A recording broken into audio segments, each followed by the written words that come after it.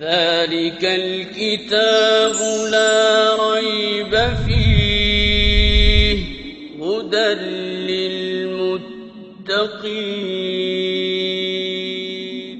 باقاعدہ آگے پیچھے دائیں بائیں اوپر نیچے جانور جو ہیں وہ حرکت کرتے ہیں. ان میں سے ڈفرینٹ ہیں، کوئی رینگتے ہیں، کوئی اڑتے ہیں، کوئی چلتے پھرتے ہیں. یہ اللہ تعالیٰ نے ویرائٹی ان کے اندر پیدا کی ہے. لیکن ان ساری موومنٹ کے اندر ہم نے ایک خاص چیز یہ نوٹ کی کہ اپنی بقا کے لیے وہ سٹرگل کرتے ہیں، اپنی ایگزسٹنس کے لیے وہ سٹرگل کرتے ہیں. اور وہ سٹرگل کتنے لیول پر ہے؟ 2 لیول پر ہے. Preservation of the self and preservation of the species. Preservation of self کے لیے کیا کچھ تھا؟ کھانا پینا اور ریٹیلیٹ کرنا، غصہ. اور پریزرویشن آف اسپیشیز کے لیے کیا تھا؟ ریپروڈکشن. اور ریپروڈکشن تھرو دا سیکسول ارج، یعنی کھانا پینا وہ کیا ہے؟ یہ ارجز ہیں. کس کے لیے ہیں؟ نیوٹریشن کے لیے ہیں. اور جو غصے کی ارج ہے وہ کس کے لیے ہے؟ اپنی حفاظت کے لیے. اور جو ریپروڈکشن ہے وہ کیسے کی جاتی ہے؟ وہ سیکسول ارج کے ذریعے سے ریپروڈکشن کا وہ جو کرتا ہے حیوان، انتظام کرتا ہے. کیوں؟ تاکہ اس کی اسپیشیز محفوظ رہے. ٹھیک ہے نا؟ یہ جو نبی اکرم صلی اللہ علیہ وسلم کو قریش ابتر کہتے تھے کہ ان کی جو کہ نرینہ اولاد نہیں ہے، لہذا ان کی نسل ختم ہو جائے گی. ٹھیک ہے نا؟ یہ تو کل شاید آپ کو بتایا ہوگا کہ نبی اکرم صلی اللہ علیہ وسلم کی جو نسل ہے اللہ تعالیٰ نے اس کی بقا رکھی ہے صحابہ کرام کے ذریعے سے. ٹھیک ہے نا؟ ایک پورا انسٹیٹیوشن جو ہے وہ انہوں نے پیدا کیا اور اس کے ذریعے سے اللہ تعالیٰ نے حضور صلی اللہ علیہ وسلم کے نام کو قیامت تک زندہ رکھنا ہے. ٹھیک ہے؟ لیکن جو اصل بات کہہ رہا ہوں کہ پریزرویشن آف اسپیشیز جو ہے اس کے لیے ریپروڈکشن ہے. ٹھیک، اب ہم آگے چلتے ہیں. یہ ہے جی انسان. انسان کے 3 حصے ہیں.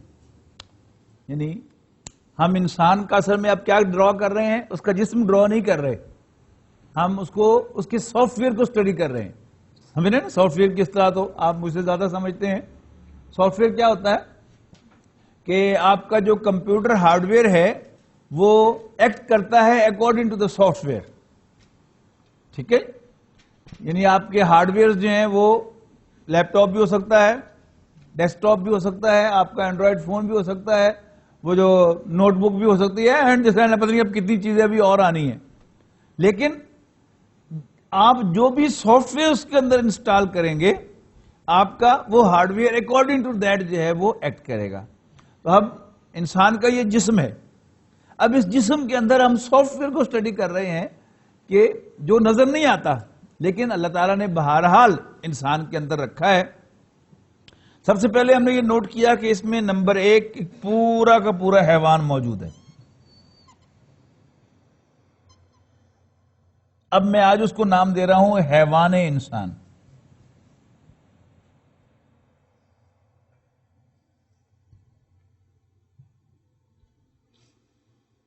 انسان کے اندر جو حیوان ہے، چونکہ وہ انسان کا حیوان ہے لہذا میں اس کو نام دے رہا ہوں حیوان انسان.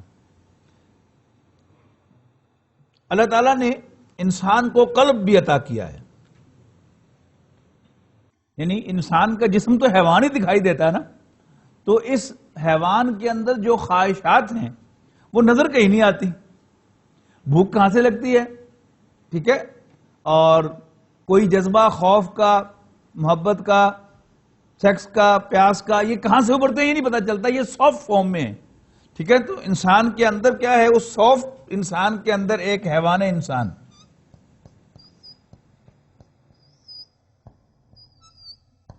یہ جسم کھانے کو مانگتا ہے، پینے کو مانگتا ہے، ریٹیلیٹ کرتا ہے. تو وہ کیا ہے؟ وہ میں اسے نام دے رہا ہوں آج حیوان انسان کا. پھر اللہ تعالیٰ نے انسان کے جسم میں اس کا جو قلب ہے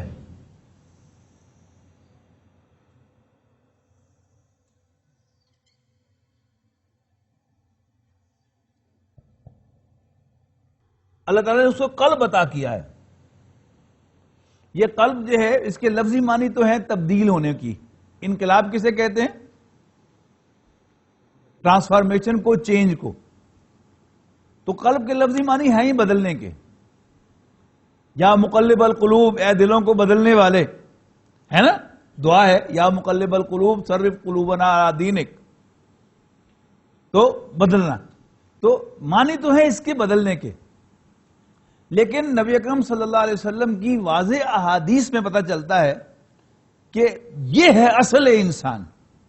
مثلا ایک حدیث نبی اکرم صلی اللہ علیہ وسلم کی بڑی مشہور حدیث ہے، صحیح حدیث میں سے، کہ جس کے آخر میں جا کے نبی اکرم صلی اللہ علیہ وسلم نے ارشاد فرمایا الا وان فی الجسد لمضغۃ، آگاہ ہو جاؤ، یاد رکھو. الا جو ہے عین کے ساتھ نہیں، حمزہ کے ساتھ. الا، الا سن لو، آگاہ ہو جاؤ، نوٹ کر لو، یاد رکھو. ان فی الجسد لمضغۃ، یقیناً جسم کے اندر گوشت کا ایک ٹکڑا ہے. اذا صلحت، اگر وہ صحیح ہو، صلح الجسد کلہ، تو پورا کا پورا جسم صحیح ہوتا ہے. وَإِذَا فَسَدَتْ، اور اگر اس میں فساد واقع ہو جائے، فَسَدَ الْجَسَدُ كُلُّهُ، تو پورے کے پورے جسم میں فساد واقع ہو جاتا ہے. الا وہی القلب، اور یاد رکھو کہ وہ دل ہے.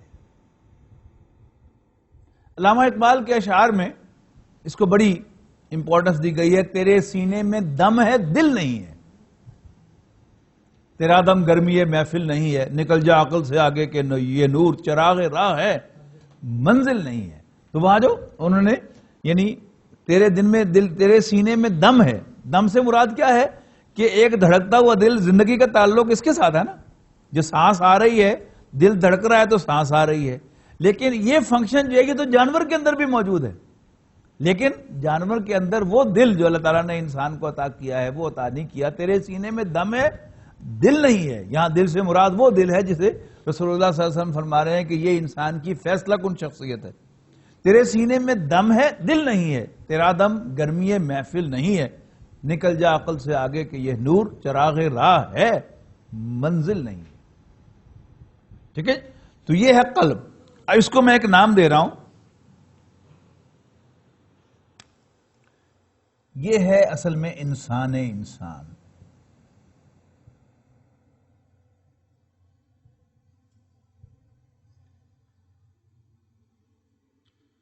ٹھیک ہے جی؟ یعنی اس کے مقابلے میں نام یہ کیا ہے؟ یہ اینیمل انسان کے اصل میں یہ بھی قلب کے اندر ہی ہے. لیکن قلب کے اندر جو حیوانیت کا ریپرزینٹیٹو ہے وہ کیا ہے؟ وہ حیوان انسان ہے. اور جو اصل انسان ہے وہ انسان ہے. وہ قرآن مجید کی روح سے، احادیث کی روح سے وہ قلب ہے. اسے ہم نے پچھلے لیکچر میں کیسے پڑھا تھا کہ کیا کمپیرزن کیا تھا ہم نے اس کا اور اس کا؟ اس کے اندر تو بس 4 خواہشات ہیں اور جو بلائنڈلی تقاضا کر رہی ہیں.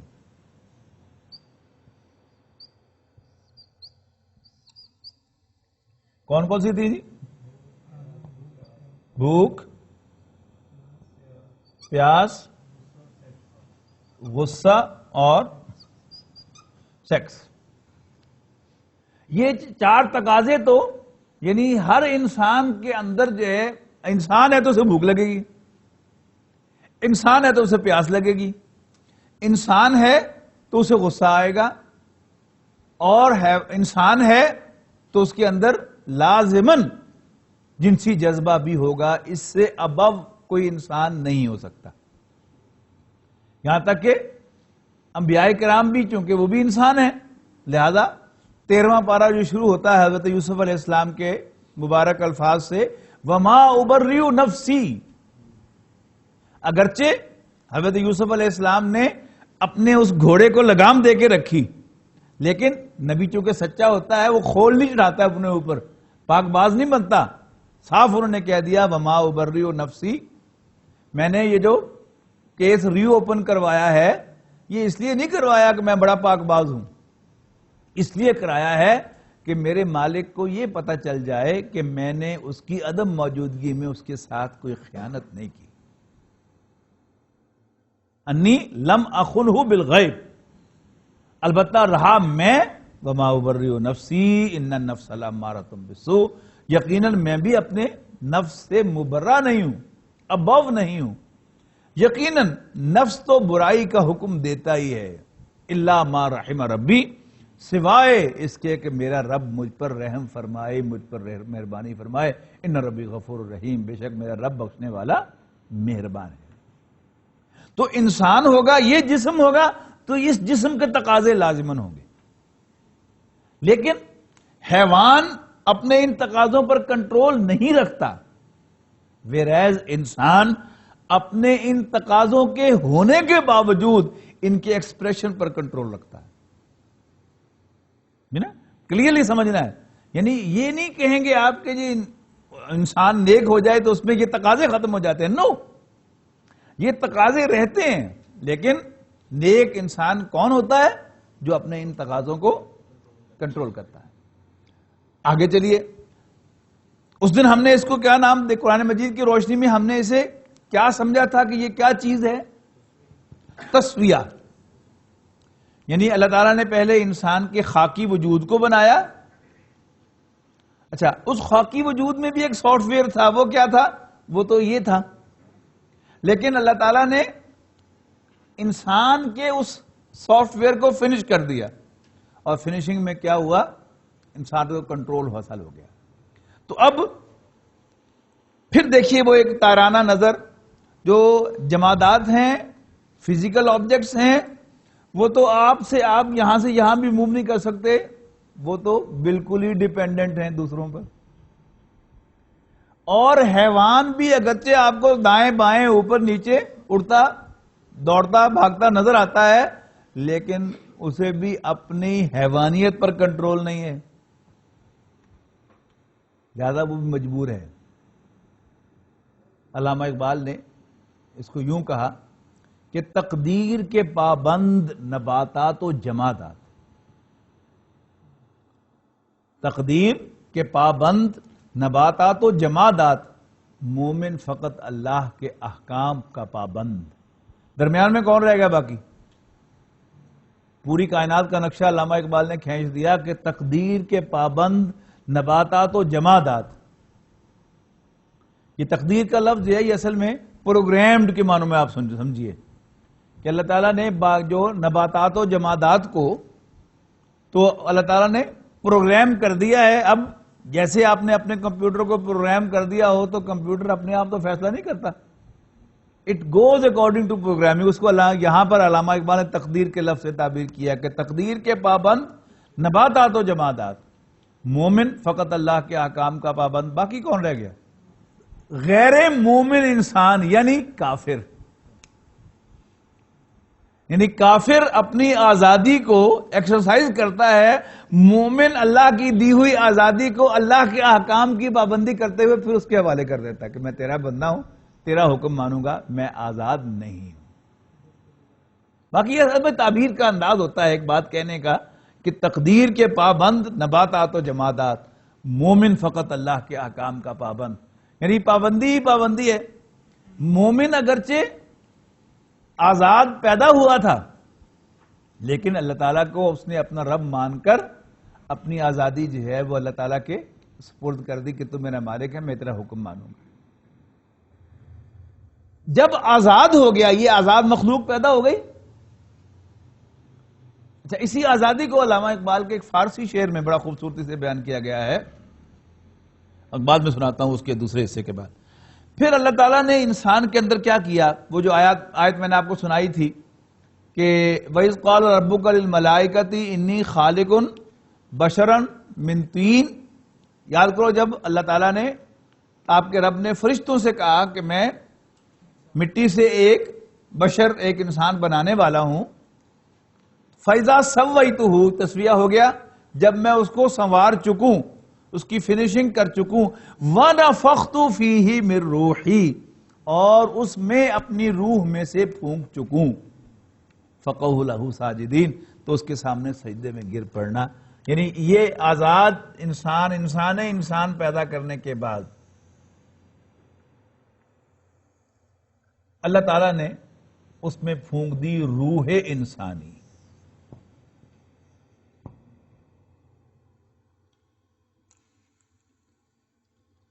روح انسانی کیا ہے؟ روح اللہ کا امر ہے. اور میں نے وعدہ کیا تھا کہ میں آپ کو امر بتاؤں گا کہ امر کیا ہوتا ہے. شاہ ولی اللہ رحمۃ اللہ علیہ نے اللہ تعالیٰ کے افعال پر بحث کی ہے. کیا مطلب ہے جی افعال اللہ کا؟ جی اللہ کے کام، ہم کہتے ہیں نا اللہ نے کیا، تو اس سے کیا کیا مراد ہو سکتا ہے؟ کہتے ہیں کہ اللہ تعالیٰ کے کام جو ہیں وہ افعال اللہ 3 قسم کے ہیں. نمبر 1 امر، نمبر 2 خلق، نمبر 3 تدبیر. امر کیا ہے؟ سورہ یاسین کی وہ آیت آپ کو یاد ہوگی، بہت سے لوگوں کو جن کو سورہ یاسین یاد ہے، انما امرہ، بے شک اللہ کا امر یہ ہے اذا اراد شیئا یقول لہ کن فیکون. اللہ کا امر یہ ہے کہ جب وہ کسی امر کا ارادہ کرتا ہے تو اسے سمپلی کہتا ہے ہو جا، اینڈ دیر اٹ از، فوراً وہ ہو جاتا ہے. تو امر میں کیا ہے؟ نو ٹائم، یعنی ود ان نو ٹائم وہ کام ہو جاتا ہے، اور اس میں کوئی ویزیبل پروسیس نہیں ہوتا.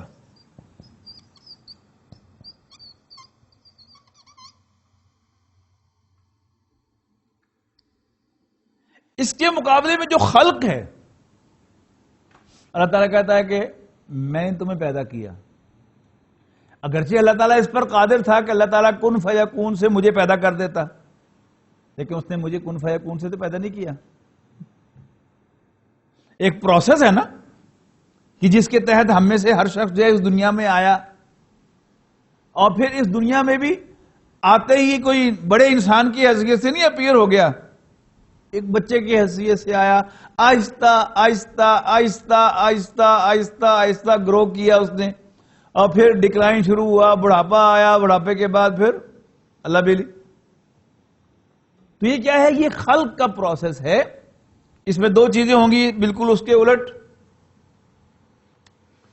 خلق میں ٹائم انوالو ہوگا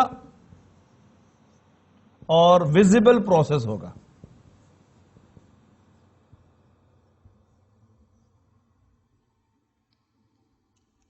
ویزیبل کا مطلب کیا ہے؟ کہ پروسیس نظر آتا ہے، اس کو ہم تحقیق کر کے غور کر کے اس کو سمجھ سکتے ہیں کہ یہ کام ایسے ہوا. اب جو ساری ہماری سائنسز ہیں وہ اصل میں خلق کو اسٹڈی کر رہی،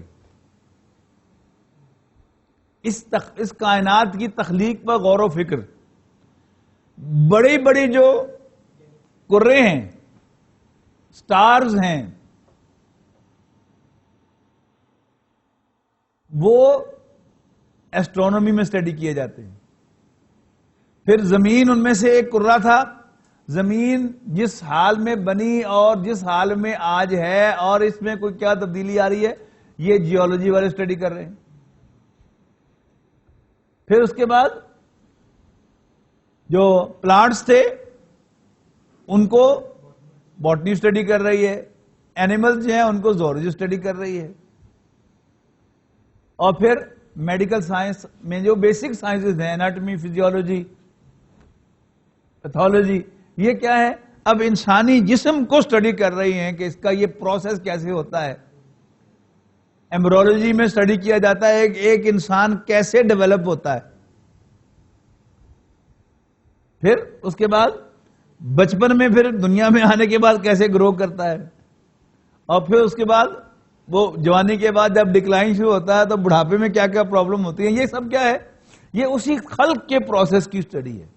تدبیر کیا ہے؟ پلاننگ. یعنی آج اگر آپ غور کریں تو اگر ہم یہاں بیٹھے ہوئے ہیں تو کتنے فیکٹرز تھے جو ان لائن ہوئے ایک دوسرے کے ساتھ. تو آج ہم میں سے ہر شخص یہاں بیٹھا ہوا ہے, اگر کوئی ایک فیکٹر مس ہو جاتا تو آج ہم میں سے وہ شخص موجود نہ ہوتا. اب یہ سارے فیکٹرز کو ان لائن لانا یہ کب ممکن ہوتا ہے؟ جب اللہ تعالیٰ کی پلاننگ میں میرا یا آپ کا یہاں آنا جو ہے وہ پلانڈ ہو. اور اگر اللہ تعالیٰ کی اس پلاننگ میں نہیں ہوگا تو پروسیس تو خلقی کا ہوگا, پروسیس ہوگا, ٹائم ہوگا, لیکن وہ کوئی کام دنیا کا ہو نہیں سکتا. تو اللہ تعالیٰ کی پلاننگ, کیا ہونا ہے کیا نہیں ہونا, کیا نتیجہ نکلنا ہے کیا نتیجہ نہیں نکلنا, یہ سب کیا ہے؟ یہ اللہ تعالیٰ کی پلاننگ ہے.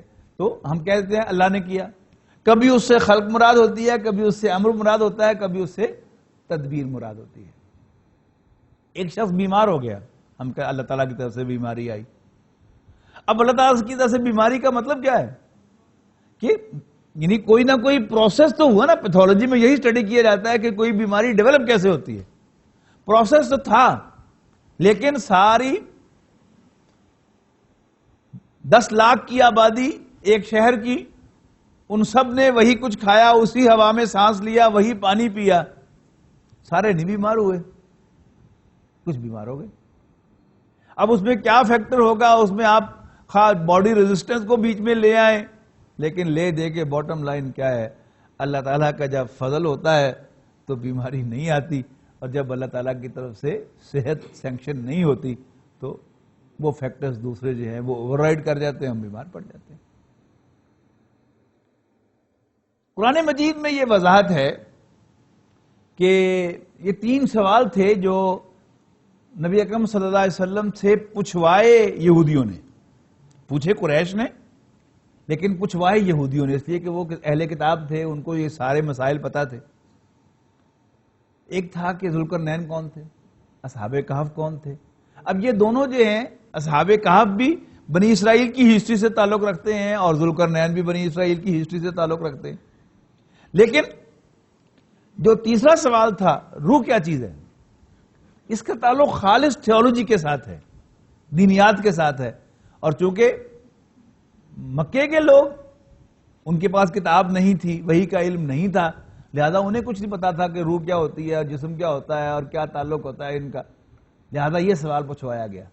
تو جو روح والا سوال تھا یہ سورہ بنی اسرائیل میں اس کا جواب آیا, اور دوسرے 2 تھے اصحاب کہف اور ذوالقرنین, وہ سورہ کہف میں آ گئے. فرمایا یسألونک عن الروح, یہ آپ سے روح کے بارے میں پوچھتے ہیں. قل الروح من امر ربی, کہہ دو کہ روح میرے رب کے امر میں سے ہے.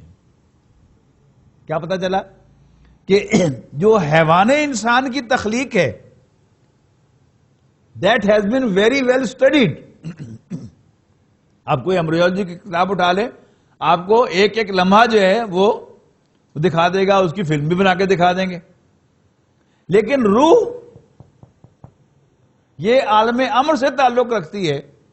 فما اوتیتم من العلم الا قلیلا, اور امر کے بارے میں آپ کو کم ہی علم دیا گیا ہے. میں نے کہا نا کہ ویزیبل پروسیس کوئی نہیں ہوگا, ٹائم نہیں ہوگا. اللہ تعالیٰ کا ایکسپریس آرڈر جو ہے اس سے امر وجود میں آتا ہے, اور اللہ تعالیٰ اسے کسی پروسیس میں ڈال کر کوئی چیز وجود میں لائے تو پھر وہ کیا ہے, وہ اللہ کا خلق ہے.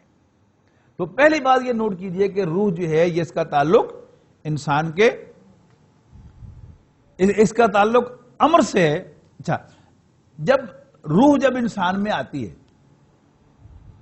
مولانا روم ہے نا تعارف, مولوی جلال الدین رومی رحمۃ اللہ علیہ, یہ بہت بڑے صوفی گزرے ہیں.